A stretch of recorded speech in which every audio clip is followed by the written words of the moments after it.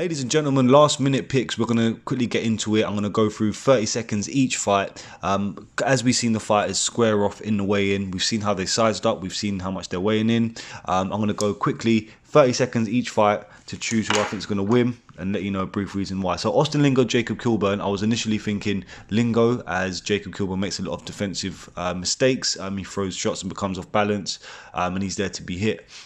However, after seeing them weigh in, Jacob Kilburn looks slightly bigger, he looks a bit wider, and considering Jacob Kilburn has a lot more kicks and strikes in his arsenal, I'm slightly leaning towards him, but won't be surprised if Austin Lingo gets the win. But this fight goes to scorecards. That's what I'm going with in this one. Sarah Moras versus Vanessa Melo, leaning slightly towards Sarah Moras, but both women are quite terrible. They're basically both fighting for their career, fighting for their job in this one. Going with Sarah Moras, but I'm not really too interested in this one. Ramazan Ameev versus David Zawada. This is one I was quite high on. David Zawada, I think he's underrated. Seeing them square off, there's not really much you can take away from it. Both of them looking quite similar in shape. Ameev coming in looking how he normally does. I do feel this fight is going to end up in a stand-up war. Initially I was thinking Zawada, but it's just that grappling I feel may pay off in Ameev's side here. I thought Zawada will look a lot bigger than I thought, but he didn't. I see Ameev controlling him and winning this by decision, potentially even stopping him. Carlos Felipe versus Justin Taffa, seeing how these two matched up. Going ahead with Carlos Felipe here. I'm just seeing more stylistically, because there wasn't really much. Justin Taffa looks a little bit bigger than him, but I think stylistically, Taffa's winding looping shots, Carlos Felipe's tight defensive show and his straight shots, his boxing foundation will beat those looping shots coming in from Justin Taffa. Moving on to Wunan Yan versus Jocelyn Edwards. I feel Jocelyn Edwards will come away victorious here. Wu Yanan has shown inconsistency, a little bit of inactivity in the last 3 years of a UFC career. Not really interested in this one again. Couldn't really take much away from the weigh-in. On Phil Hawes versus Nasruddin Imavov, in a fight where I was initially leaning towards Imavov. After seeing them weigh in and face off, I'm leaning even more towards him now. Definitely Imavov, I think, is going to come away victorious here, purely for the fact, as I say in my previous prediction video, Phil Hawes is a fighter who, you can only rely on him stopping his opponent. Anytime he's lost on the decision. He's shown that he does slow a little bit, and against Imavov, I don't see him walking through Imavov, surely because of the size difference, man. I mean, Imavov is gigantic. He's an elusive fighter at that, and seeing how they squared up, it just plays more into Imavov's game. The footwork, the movement, the height difference, the range, the reach. I think he's going to do enough to keep Phil Hawes away. If Phil Hawes gets desperate and tries to engage in aggressive attack and gets tired, Imavov may even be able to stop him. Moving on, Todorovic versus Punahele Soriano. Now, Dusko Todorovic came in looking at how he normally did, considering his last UFC debut. Punahele Soriano, on the other hand, looking quite muscular, man. And I think this may play into the advantage of Dusko. Being someone who's quite muscular in Punahele Soriano and having an aggressive style, I thought it may play against him, man. I mean, he's only shown he can fight in one way, Punahele.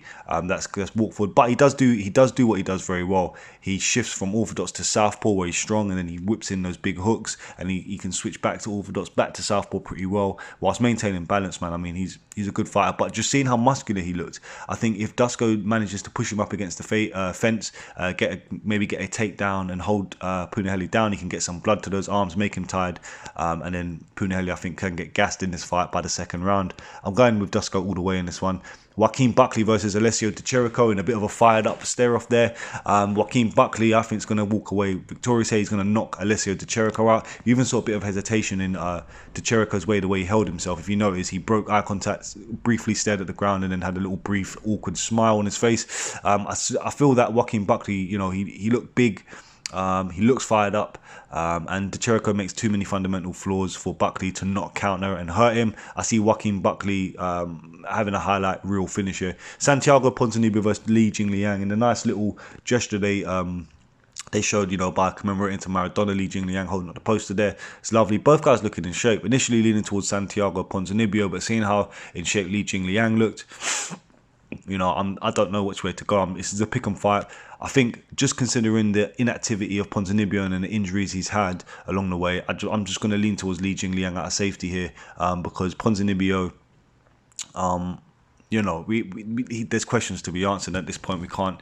At this point, we know that Jing Liang has been more active, despite obviously both of them coming off a common opponent in Neil Magny and Jing Liang looking, you know, lesser in that fight.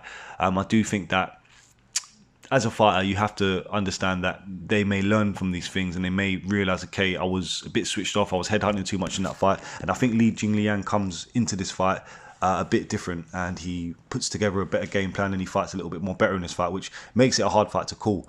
Seeing if Jing Liang does engage in that low activity and looks to headhunt, and Ponzinibbio, if he comes back into the cage how he left off, I see Ponzinibbio walking away victorious here though. So it's a pick and fight. Carlos Condit versus Matt Brown. Matt Brown looking a bit sucked in and ill. Looks a bit strange to me. Carlos Condit I think is going to come away victorious here. Looking a little bit bigger. He looks good, Carlos Condit, you know. Matt Brown just looks strange, man. I don't know. He didn't look right. Carlos Condit may even get the KO here. Max Holloway versus Calvin Kattar. Was it just me, or did Max Holloway look extremely thin for some reason? Or was it just me? I don't know. I know he normally is quite tall and thin, but he looks extremely thin, in my opinion, man. I don't know. I still think he gets the victory here. Just him being more experienced, going 5-round fights.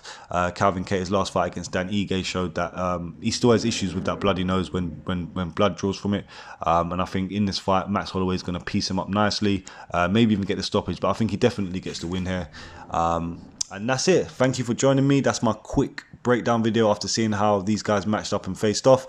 Stay tuned. We're going to break down Chiesa Magny and McGregor Poirier. I've just done a little video, early prediction video for that. I'm going to break down the whole card soon. But we've got a nice lineup. Later on down the line, we've got Blachowicz Adesanya, UFC 259. What an amazing card that's been put together there. We've got 3 title fights scheduled. We've got Curtis Blaydes versus Derek Lewis, 21st of February. Kamaru Usman versus Gilbert Burns, 14th of February. Amazing fights coming up. And I think there's like an Overeem versus Volkov for UFC Fight Night. That's going to be there as well. Anyways, we're going to get into all of them as the weeks come along. Thank you for joining me. Let me know what you think. Don't forget to subscribe, like the page, and follow us on Instagram at fight_money with 2 Ys. Thank you for joining us.